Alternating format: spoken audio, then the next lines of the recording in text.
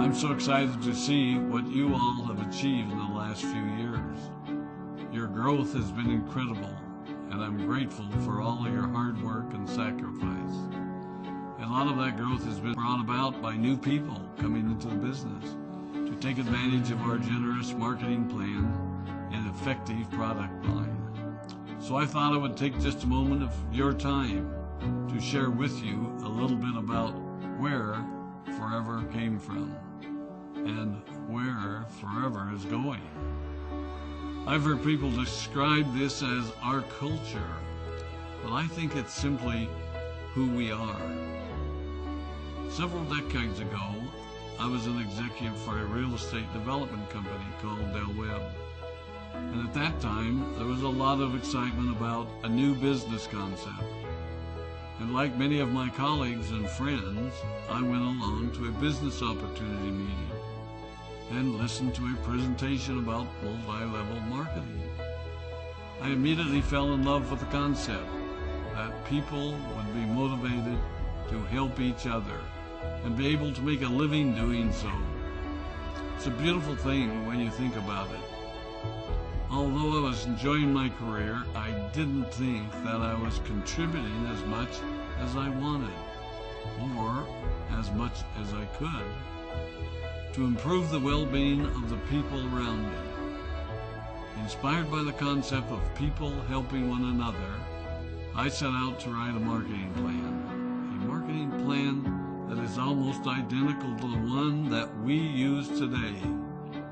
As I developed it, I had two goals. One was to pay the highest bonuses possible and still be able to run a company effectively.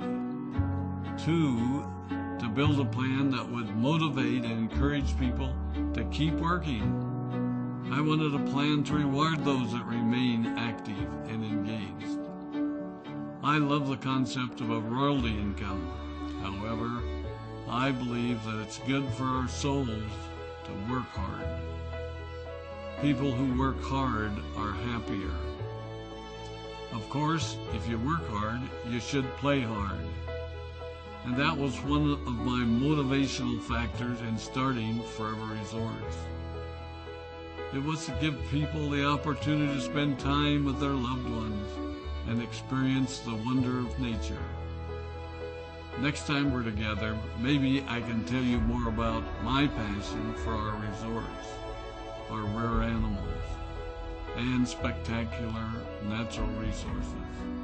So, with a marketing plan prepared, I needed to find a product. And we searched around and looked at different opportunities. I was passionate about finding something that was effective, consumable, and that we knew would not be a fad. During my search, I met a group of doctors who had developed a method of stabilizing aloe vera. They convinced me of its efficacy, and we began testing the product, and were amazed by the results. We were in business. We had a fair and balanced marketing plan, a consumable, effective product, and the third ingredient, an absolute conviction that we could make a difference in the lives of the people around us. And while it might have been a bit presumptuous, we honestly believed that we could make a difference in the world. We put in generous return policies, customer service incentives, and began to build this business based on the principle of being nice to one another and helping others. The success was incredible, and we grew rapidly until Christmas of 1982. I was sitting at home with the family, and the phone rang. They informed me that there had been a freeze at our aloe plantations in Texas, and that all of our aloe was destroyed. I immediately went to the airport and flew to South Texas to see what we could do. I hoped and prayed that when I arrived, what I saw would be better than the news I had received.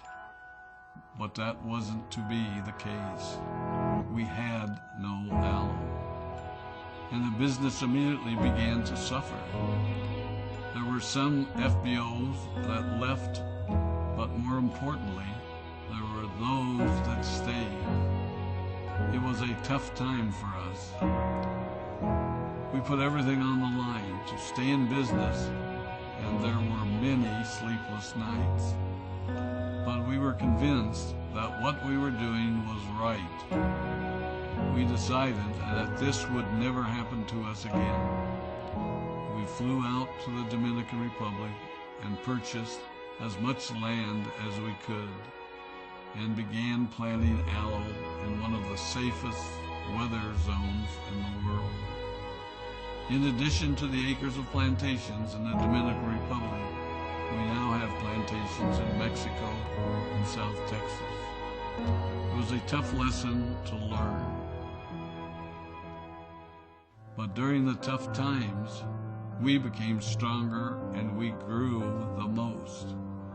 We grow roots that strengthen us and help us to overcome the challenges and obstacles that life throws at us. I have learned that solid principles and core beliefs do not have a sell-by date. It is never old-fashioned or out of style to be nice to each other, to honor your commitments, and to treat people how you would wish to be treated. I recognize that many of you might not have heard about our beginnings, as you are new in the company. I am thrilled that you're part of our forever family, but I ask you to be mindful of the foundation upon which this company has been built. Forever was built on the principles of paying the highest bonuses possible, providing the most effective and highest quality of product, and empowering people to serve one another. There are no shortcuts to success in our business. Of course, the speed at which we reach certain levels may vary, but the fundamental principles remain unchanged and will remain unchanged as we continue our journey over the next 4 decades and longer. There will be times when a pathway will open up to you that will tempt you to take a shortcut, to buy a little more product than you may need, to make a purchase in someone else's name, or other ways in which we are tempted to give up what we want most for what we want now.